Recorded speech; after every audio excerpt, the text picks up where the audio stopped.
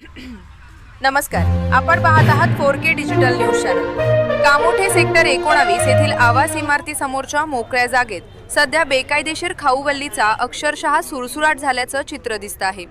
काही महिन्यांपासून या ठिकाणी खाद्यपदार्थांचं स्टॉल, मिठाईची दुकानं आणि सँडविच मोमोज विक्री करणाऱ्या गाड्यांची रांग लागली असून स्थानिक नागरिकांमध्ये संतापाची लाट उसळली आहे।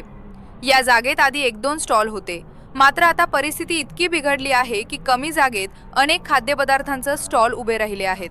आतमध्ये मिठाईचे दुकान आणि फोटोग्राफिकचे दुकान चालू असताना बाहेर सँडविच, मोमोज, डोसा, आईस्क्रीम आणि इतर फास्ट फूड विक्री करणाऱ्या अनेक गाड्या उभ्या राहत आहेत। त्यामुळे परिसरात अक्षरशः अनधिकृत खाऊ गल्लीच निर्माण झाली आहे। सर्वात धक्कादायक बाब म्हणजे या प्रत्येक स्टॉलवर मोठ्या प्रमाणात गॅस सिलेंडर वापरले जात आहेत। इतक्या गर्दीच्या ठिकाणी आणि निवासी इमारतीच्या अगदी खाली गॅस सिलेंडर ठेवून स्वयंपाक सुरू असल्यानं इमारतीतील रहिवाशांच्या सुरक्षेचा गंभीर प्रश्न निर्माण झाला आहे। एखादी दुर्घटना घडल्यास त्याची जबाबदारी कोण घेणार, असा प्रश्न नागरिक विचारत आहेत। स्थानिक नागरिकांच्या मते या स्टॉलवाल्यांकडून दररोज किंवा महिन्याला भाडे वसूल केले जात असल्याचीही चर्चा आहे। मात्र हे भाडे नेमके कोण वसूल करतो, या पैशाचा मलिदा कोणाच्या खिशात जातो, असा सवालही उपस्थित होत आहे।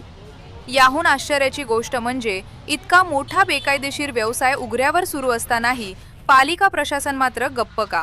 या ठिकाणी कारवाई का होत नाही? स्थानिक नगरसेवकांना याची माहिती नाही का, की सगळे काही माहिती असूनही दुर्लक्ष केले जात आहे?